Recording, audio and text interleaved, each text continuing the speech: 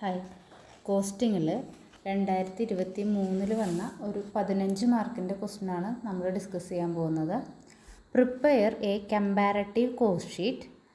The cost of manufacturing a sewing machine is as under. Materials ₹100, wages ₹50, variable overhead per unit ആണ് കേട്ടോ തന്നേക്കണേ. Variable overhead ₹25, fixed overhead ₹75.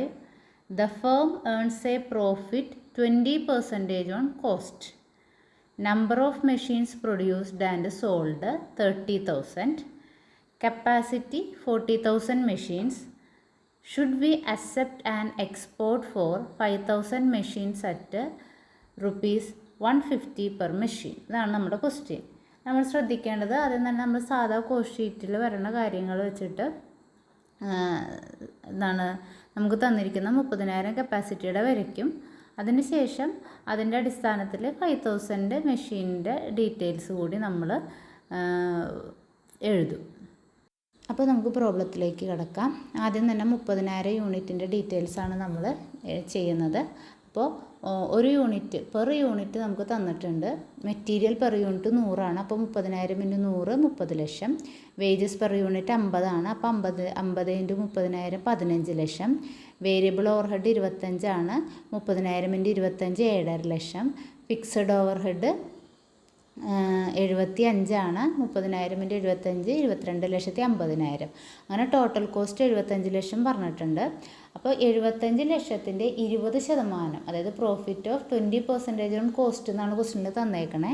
അപ്പോൾ 75 ലക്ഷത്തിൻ്റെ 20% 15 ലക്ഷം profit.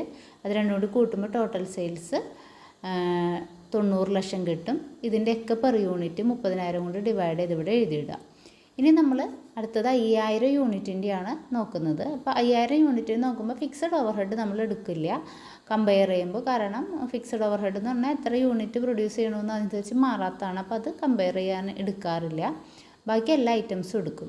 അപ്പോൾ 5,000 യൂണിറ്റിൻ്റെ നമ്മൾ നോക്കുമ്പോൾ പെർ യൂണിറ്റ് 100 മെറ്റീരിയൽ. അപ്പോൾ 5,000 × 100 5 ലക്ഷം. വേജസ് 5,000 × 50 2.5 ലക്ഷം. Variable overhead 5,000 × 25 1,25,000. അങ്ങനെ ടോട്ടൽ കോസ്റ്റ് 8,75,000 വന്നു.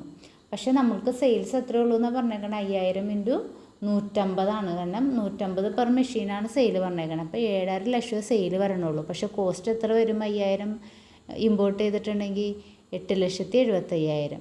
അപ്പോൾ 8,75,000 7.5 ലക്ഷം കുറച്ചിട്ടുണ്ടെങ്കിൽ 1,25,000 രൂപ നമുക്ക് ലോസാണ് വരുന്നത്. കാരണം കോസ്റ്റ് കൂടുതലും സെയിൽസ് കുറവുമാണ് നമുക്ക്. അപ്പോൾ അതുകൊണ്ട് നമുക്ക് അവിടെ എന്താ സംഭവിക്കുന്നത്? ലോസാണ് സംഭവിക്കുന്നത്. അതുകൊണ്ട് it is better to reject the export order. അപ്പോൾ അതുകൊണ്ട് നമുക്ക് എക്സ്പോർട്ട് ഓർഡർ റിജക്റ്റ് ചെയ്യുക. കാരണം അത് എക്സ്പോർട്ട് ചെയ്താൽ നമുക്ക് ഇത്രയും രൂപ നഷ്ടമാണ് വരുന്നത്.